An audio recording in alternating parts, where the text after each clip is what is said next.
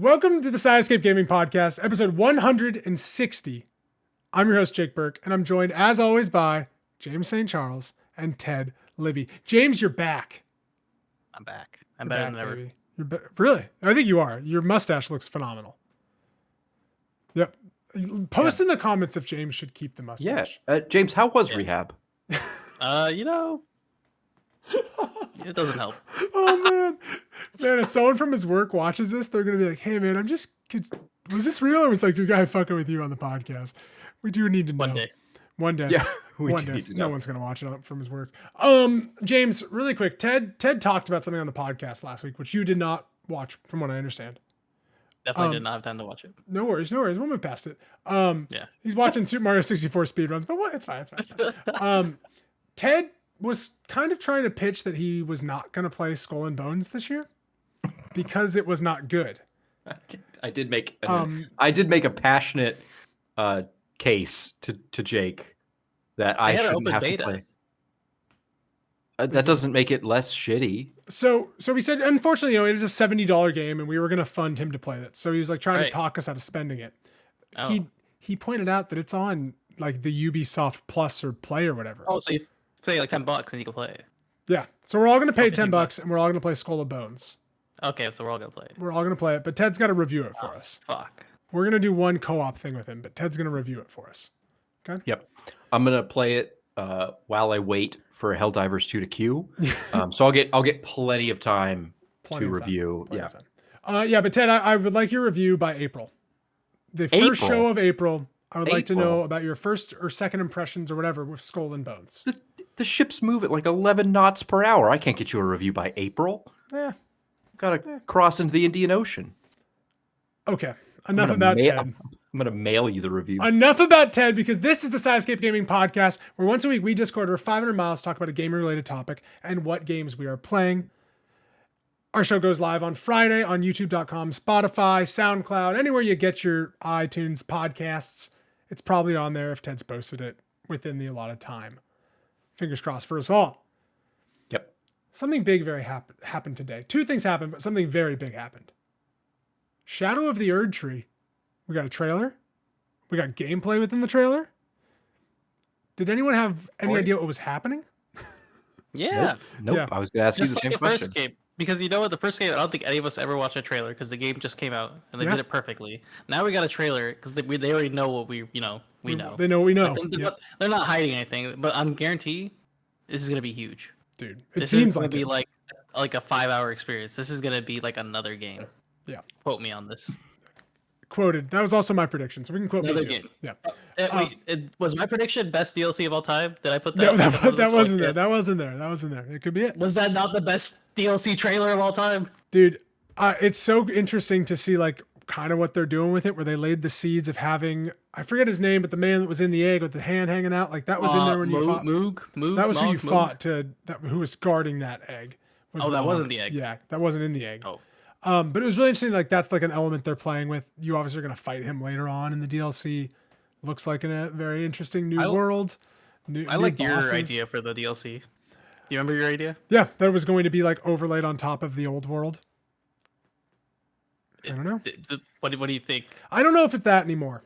Watching it, I was there was like newer areas. Like they definitely roll up to like on the horseback. There's like a blight, like it looks like blight on the ground, and then there's like a big like house. It's like a swamp. Yeah, it's like a swamp, and then like a huge house, like a mansion that he like kind of strolls into, and that doesn't look like anything that's really in the game, from my knowledge.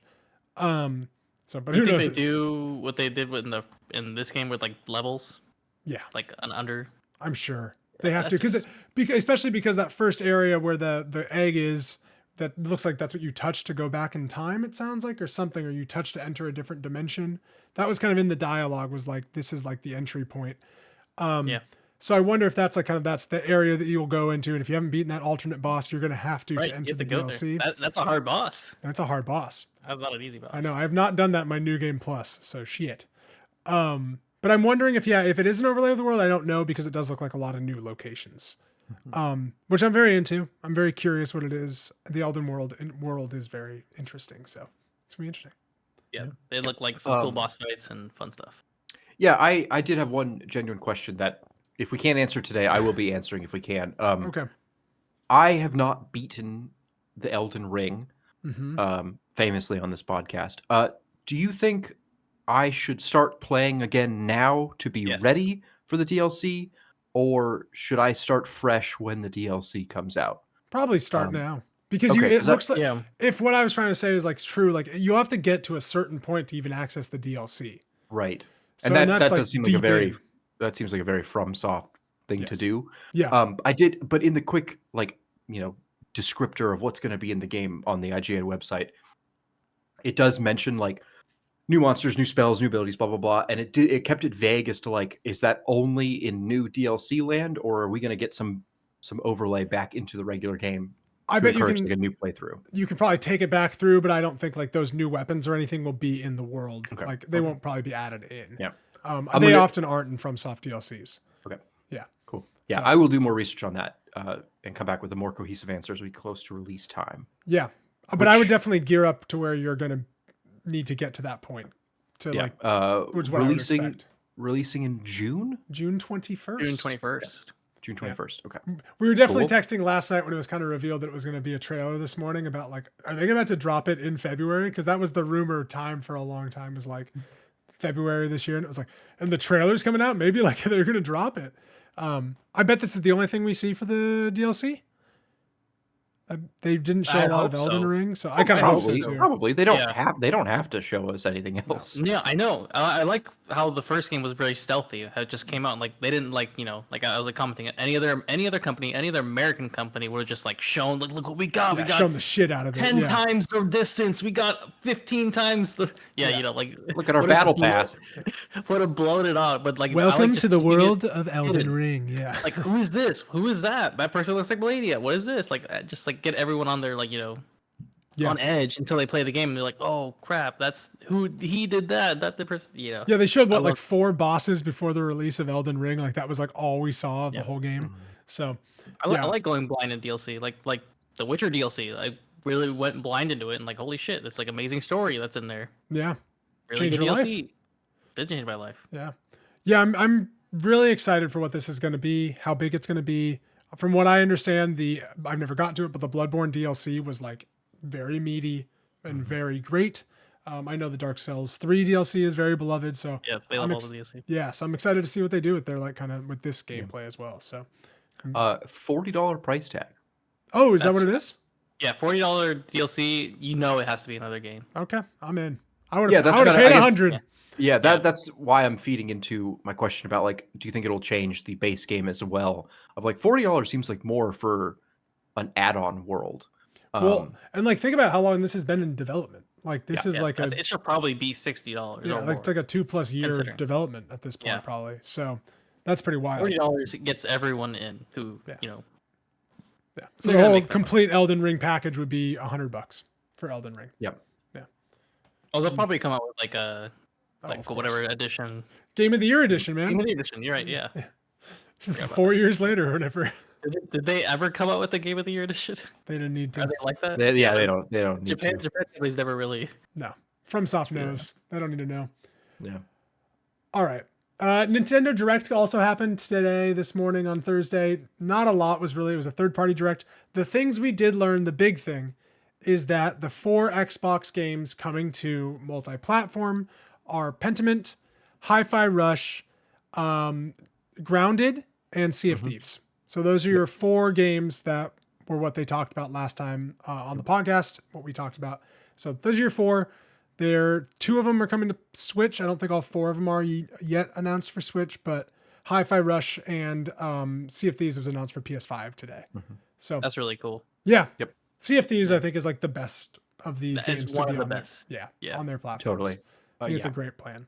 So I imagine by the end of this year we will have more Xbox games on PlayStation that are than just these 4. So I think that's, I am all for it. I think this is it was a losing battle for Xbox for a while. And so I like that they're doing this, and PlayStation's already figured out the formula of putting their games on PC, and so maybe we'll see them go other places as well.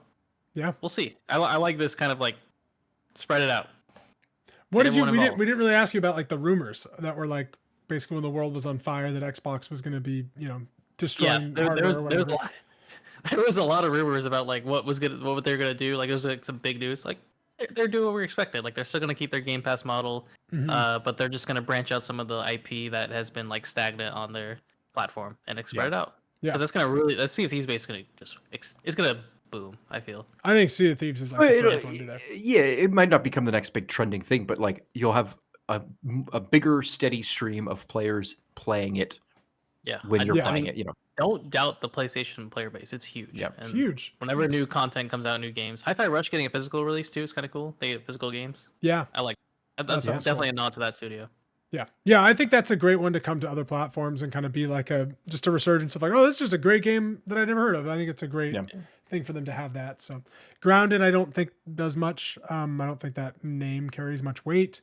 You know, I have heard that Grounded is very well loved with a much younger demographic than us. Sure. Maybe not publicly or like on social media, but like kids like Grounded. Putting it on Switch makes total sense. Yeah. Oh yeah. Yeah, it's Grounded and Pentiment were the Switch announced today. I don't know if Hi-Fi Rush was coming. Sense. Pentiment doesn't? Yeah, that is that a game like that you think would do well? James, let me set the scene for you, all right? You're on an airplane and there's no Wi-Fi for some reason, and you're like, should I read a book or should I play my Switch? Well, what if you could do both? Pentiment. Sure.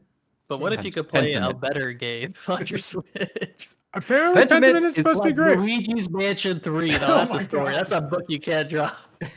That's a book you can't drop. Mario. Mario. That's awesome. Pentiment's a 10 out of 10 video game. Sure, I should 10 out of 10. Yep. But hey, what is it? You know. Hey, is that a Pure Project beer? That looks pretty good. Yeah. Okay. I want to talk to you about Sony's big game right now. Pure Project. And about Pure Project Brewing. It's brilliant beer from San Diego, California. Helldivers 2. This is the talk. This is the talk around the town. Ted, have you dove? You got it on in the background. I queued, baby. Look how perfect. Yep. Look at that cape. Look at how amazing the physics are. God. I don't want to brag. PS5, pretty cool. Didn't have to worry about my, frames per second, my aspect ratio, and all this stuff, and windowless borders or anything. It's just there. Jake, it's a joy to worry about your frames per second. All right, it's a gift. I love worrying about things that no one else has to worry about. Yeah. That's my pastime.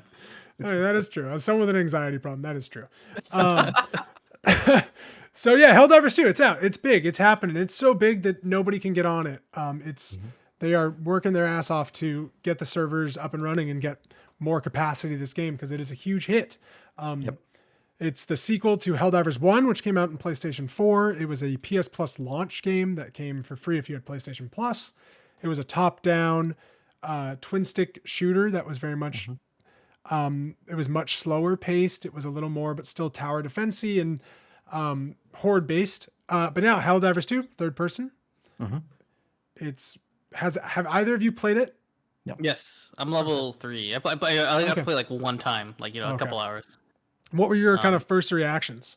My first reaction was, I wish Halo could have been this, because it gave me immediate firefight thoughts and like how great that was, and how great it would be like if this game like had a little combination, which it won't, but if it did, like like Halo could easily like do what was here, like with the flood, with like so many enemies, with brutes, like but it's just clean. Like everything works really well. The explosions are crazy. The humor is good. Like, oh my god, it's like you're playing Starship Troopers multiplayer with your friends. It's amazing. Yeah, it's like an Earth Defense Force almost kind of game. Yeah.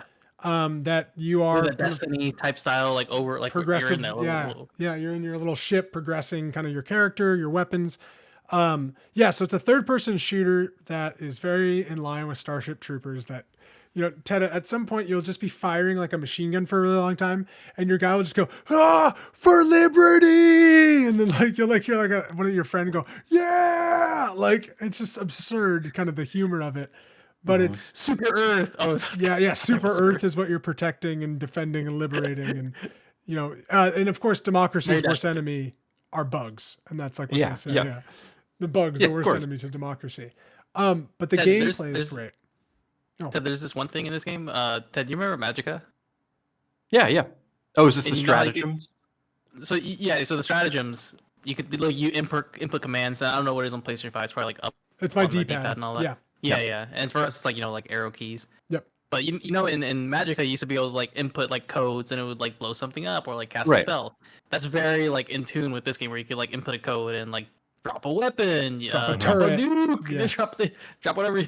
That to me adds like a little extra flavor to the game too. Like it's not just with the monotony of shooting and like hordes of bugs or. And for me, the extra added section is that there is friendly fire in this game, and that the extra added flavor to this is that it is pure chaos, and you're calling in your stratagems, and they're all like grenades that you throw, and then and so like kind of you're killing each other on accident, and it just happens, and it's you're not mad that like your buddy killed you, and like now you have to reset like 20 revives. Yeah, you get like 20 revives of life, and you someone has to throw you in, and it's like part of the game is dying, and like your buddy having to get you back, and I think like that little cycle of it is so great that like there aren't a lot of co-op multiplayer games where like the process of dying is like fun and like part of it. We're like it's like great. Cool. Yeah. It's great. Like I know it's very different games, but like we've been playing a lot of Baldur's Gate 3 together. And so like anytime like someone blows me up, which has happened multiple times in our playthrough, it's not like fun for me to not play anymore. Like I'm kind of like, well, fuck, man. Like now you're out for like 30 minutes. Yeah. And we all take turns. And we all take turns, and you know, one of our guys has to really read all of his spells each turn. So then like playing Helldivers, it's such a relief of like I just get killed, and it's like I'm gotta get back in, and like that's part of the loop of it is like super fun. So the chaos of this game is so enjoyable. Yeah, I'm so in. I haven't played it, but I at this point I am sold. At this point, I'm sold. Yeah, you're part of the federal network. I'll do my part. I'll do my part. Some things that I did like gameplay wise. I was just watching videos, kind of getting an understanding of the game before our cast. And there is like a rocket launcher type weapon, sure, but like another player picks up the ammo and like straps it to their back, and is like you can watch him kind of like load the back of the rocket launcher, like pop the guy on the back of the head before he shoots. Teeny little things like that make co-op games so much better. Yeah. And so the more they add of that, I think is just going to be fantastic. It really looks like they do a good job of making you feel very hoorah, but also in a very goofy way. Yeah. Which I will say, the aesthetic of this game, we've touched on it briefly, is incredible. But it's more than just the elevator pitch. It's like a lot of things. It's kind of like when you're loading like your objective before you actually start playing the game, you're like in your spaceship looking at all the other spaceships that are also invading this planet, and you do very much feel like we're space Nazis. Yeah, we're coming at them, man. We're taking this over. Creating the universe. To like, everyone goes to their like little drop circles and like turns into a drop pod, and then those shoot down into space. Yeah, it has a very Starship Troopers Warhammer 40K aesthetic to it. Some of the characters are wearing capes or have these like headdresses on their helmets. It's goofy, it's ridiculous, but it looks like a lot of fun. Dude, it really is. Like the best. So like you have like weapons, like add-on weapons. You have like your starting weapon, you have a sidearm, and then like you have like any of your stratagems, you can like throw down like a third heavy weapon, basically like a heavy machine gun, rocket launcher, sniper, eventually stuff like that. So like your first kind of thing of like the you land on the planet, you all throw down like your weapons. You get all your weapons, or like you're saying, like a supply pack. So like you can like help out like, by getting people ammo or resupplying your stim packs. And then you like go out into the world, and then you accidentally like you're trying to shut down like either robots or bugs. And the bugs, there are like hives that you have to like throw a grenade into to like blow up the hive. And then the robots have like factories that you have to do that to. And then there's like objectives. The robots are crazy. It's like fighting the Terminator. Yeah, the robots are nuts. You get a single shot rifle eventually, James, and you can headshot the robots, and it's a lot easier. Thank God. Because they're nuts. The bugs are pretty easy. Bugs are bugs. Yeah, bugs are bugs. But like there's like a great like flow to the game of like as you're completing your objective, you can also go out and like blow up like bases and like factories to like get more XP later on, and like you are throughout the time limit of your like mission that you're in. Yeah. So, the missions are timed, so you can't just like putz around. Yeah, so you have like 30 to 50 minutes depending on the mission and the level. Yeah. So this game has been described as a PvE extraction shooter. Yeah. Is there any kind of like, I guess my first question is, how did the game end? Like, how do you know when you're done, mission complete, time to get out of there? And my second question, are there any stakes to like team wiping? Is this like a situation where if your whole team dies, you lose all of your gear down on the planet? Yeah. So yeah, if you die, you drop all your gear. So when you respawn, you don't have like, you only have your starting weapon and your sidearm. You don't have like any of your like weapons that you've thrown down, like your stratagem weapons, your heavy machine gun, your rocket launcher. But those are like on your corpse, as well as like kind of like samples that you take back for like building other stuff in your base. Right.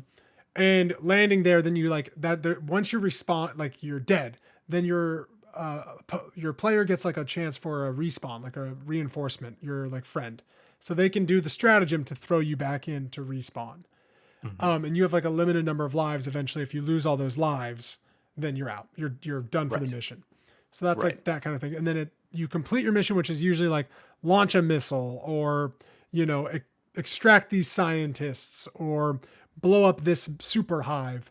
And then you do all that, and then you have to go to an extraction point and like call in an extraction plane. Right. And like tower defense yourself at this extraction point. Right. Defend yourself while the airship comes and gets you. Yeah. Like, okay. So like that's kind of the flow of the game throughout it. And you're getting XP, you're bringing it back to your ship to like upgrade either your weapons or your stratagems or whatever you're kind of mixing through.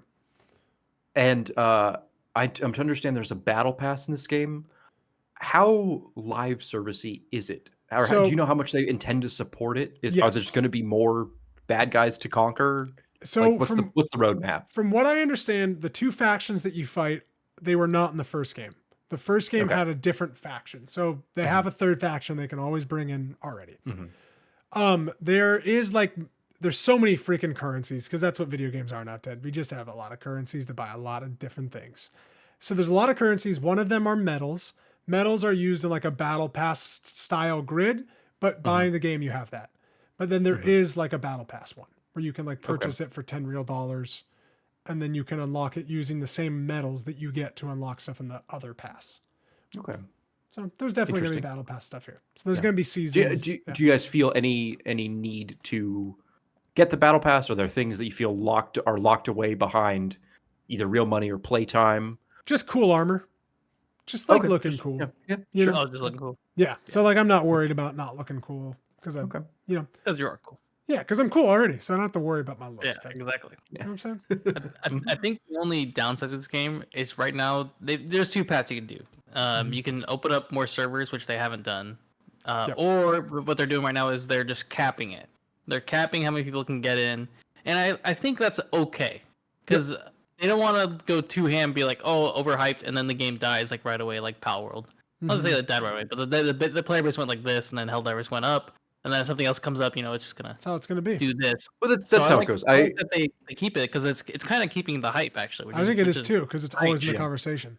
Well, and they don't want to be in a situation where they make deals and spend a whole bunch of money opening up new servers only to have the next big trending thing steal it away from them. Yeah. The CEO was commenting like in on Twitter, just saying like, "Hey, actually, don't buy the game right now because you probably won't be able to get in and play. So just wait." I'm like, "That's crazy." My favorite comment I saw, someone was like, "Just get it fixed already," and he goes, "Yeah." He's like, "What I should go do is probably stand behind my engineers working on the problem right now and just go, 'Are we done yet? People want to play the game.'" It's like I'm sure that'll really help them. I was like, "That's such a good tweet to someone." Like, yeah. Like they don't know. A great guy, great company. Like, and then of course it's like, oh yes, they should have known that their very niche first game was gonna blow up like this. Yeah. So that's what I was like. So I think it's so interesting. So Sony published this game. So that's why it's not on Microsoft platforms. Like we were talking about last week, they made a deal, and Phil Spencer. It is on PC. Sure, but like you know what I'm saying, it's on that. It's on Windows. It's on Microsoft. Yeah, Windows. it's on an Linux. Xbox. It's only Linux, or iMac. So what I think is really interesting is like, they did not predict this to be huge because their first game is not very big and it was free for anybody that had PlayStation Plus. Yeah. And it just like was never a hit, like a huge hit. It was, kind of decently big or whatever, but like, it's so funny now they're inundated with players and they're that next big thing and trying to figure that out. I think is so interesting. So, and the price point is right. Like this is exactly the price of this type of style of game, which is crazy. Like I think if it was $60, you probably wouldn't have seen like too many people pick up this game. Absolutely. That $40 is very attractive for a lot of people, I think, and so I think they price it just right. I believe they claim to have sold 5 times more than their highest projections for this first kind of week and a half. Yeah. So they're Good for definitely, them. yeah, they were not expecting this kind of hype. No. It's a great game, man. I think this is like one of the cases of like, no, just like a great video game is shining. Yeah. It's came at a perfect time, and I just think back, I'm like, damn, firefight situation was like this, and zombies, Call of Duty, like stuff like this has been missing for a while from the market. Yeah. This is perfect timing, perfect game. Everyone loves it. Everyone wants to jump in. Very easy to just connect and jump in and like get in a game. It's ease. It's just once you're in, it's easy. Once you're in, Once you're in, like it's this easy. to like. It will. Launching the game is tough. By the time you're in, you, the viewer, are watching this video, it will be easy for you to play Helldivers 2. I can't guarantee that. I was really hoping that this would like take a really long time to connect, and that would be part of the show, was that I was going to connect. But no, man, I'm in. Yeah, I'm in too. So you're in. All right, I like it. I like to hear where we're at. Yeah, I'm very excited for Ted to play it. I think this is like so up your own alley with Starship Troopers and like that zany humor, man. It's like it's got a great vibe. The entry video of the game, like the intro, is just so funny. it's hilarious. Yeah, and that's like I am a big fan of over the top fascist satire. And this is nailing it. Absolutely. Yeah, that's so good. I'm very excited. Yeah, every time like you go to a planet and like you're attacking obviously like what lives on the planet, you have a liberated %. So you're liberating their world. You're freeing them. Yeah, but you're going there and killing them. Yeah, well, you're freeing them. Yeah, you're liberating. You're giving them democracy, managed democracy. For democracy. Yes. Yeah, it's pretty great. Yeah, Helldivers 2, man. I'm so excited for it. I hope it continues. I hope it doesn't just like lose steam. So. I have one last question. Do you think this game will be? Is it all fun to play by yourself, or is this a friends are required situation? I've done 2 missions by myself, and they were fine.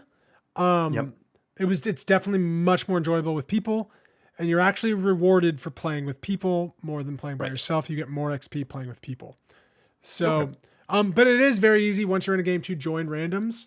And I did one mission with randoms, and nobody talked, and we all completed the mission perfectly fine and just went through it. So you could just do your own thing, go explore. As any cold-blooded killer would. There's no need to talk. You know. No, I don't want to talk to someone. Finish the mission. Finish the fight. Finish the fight. Did you see this like kind of leak rumor, whatever, that someone was saying? Yeah, I did. That Xbox pitched this type of, or someone at Xbox pitched this type of game using Halo ODST. Yeah, like you'd be ODST droppers. Been amazing. Yep. And they said no, and then it's like that's probably such a bullshit rumor, but like, well, I mean, think of it contextually. Like, think back 12 years. Like, hey, maybe we should put that zombies mode into our Halo game. Sure, but it would not have looked like this. No. If that game had come out, it would not have looked like this. Now they could put their Halo game in a zombies mode. True. But I mean, Master honestly, Chief's in the next Call of Duty. Isn't that crazy? Zombie Master Chief coming to you. Coming to you. Okay, this is a total sidebar. I really hope that if Master Chief is in Call of Duty, he is his like whatever lore accurate Master Chief, and like nobody can kill him. Like he's just impenetrable. He's just impenetrable. And, and like whatever. And people are like trying to knife him over and over, and then he does one melee attack, and the body goes flying off. You know, like anyway, the next Call of Duty is gonna have like obviously like Marcus Phoenix and Master Chief, whatever, but like Crash Bandicoot's probably gonna be in the next Call of Duty. Banjo. Yeah, Banjo. Yeah, like all this shit that they now own that they can just like throw in. You heard that they're changing the name. It's not Call of Duty anymore. Call of Halo. Whoa. Halo of Duty. We're a John Xbox himself. We're a forum post from 2009. We are a forum post from 2009. Welcome to 4chan. No, I had a thought about this game in Halo. Oh, yeah. I mean, this game is published by PlayStation. Yep. It is not probably ever going to come to a Xbox platform. It starts with the Sony PlayStation logo. Yeah. This is a perfect time for angry Phil Spencer to greenlight Halo ODST extraction mode and just fucking get something out there using resources they already have that kind of copies this. Like, I don't want it. Now I don't want it. I don't want it now. I had Helldivers. I got Helldivers too, baby. Too late. I don't want it now. I don't want it anymore. I don't want it. But no, like this, now is the time to greenlight a project like this. You just poor Xbox, man. I know. Poor Xbox. Do you think they got such a bad week, and then they don't even have the biggest game on the market right now. For this week. I know, that's what I'm saying. Like right now. Do you think the Last of Us factions people are like, that was going to be our game, man? Yeah, that was we us. could have done it, guys. We could have done it. Could have made an extraction game. I'm so glad that game's dead. I thought, I'm so glad they got off that game. They probably really did not want to make that, and it's great. James, did you watch the Last of Us Part 2 documentary? Yes, I watched it all. So good. Amazing. Yeah, So I think the only thing I didn't like about it was the big part of the documentary, which was the COVID. Yeah. Was like really short, and I feel like they could have they spent a lot of time in the beginning like explaining all the ins and outs, which is great because you understand how they make these games, and it's crazy that they were releasing Uncharted while like doing this, and amazing talent out there that's doing this. Yeah. I still think the God of War Ragnarok documentary is way better. Or no, God of War regular. The first God of War, yeah. That documentary is amazing because there were so many problems there. Yeah. But this one is like, hey, we're a well-polished studio. COVID hits.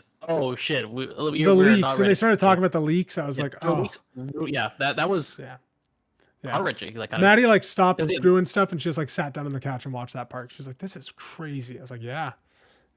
I love that PlayStation does it so because the documentaries are really important, especially for a young game developer. You got to see how this works, and it's not easy.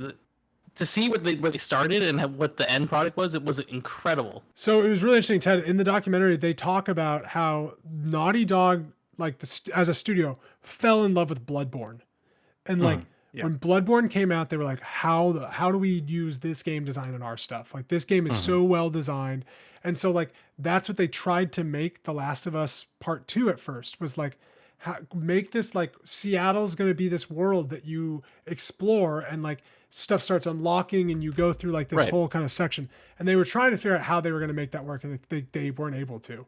And that's why there's certain weird half open world sections that are just kind of segmented in the game because that was what they were trying to do.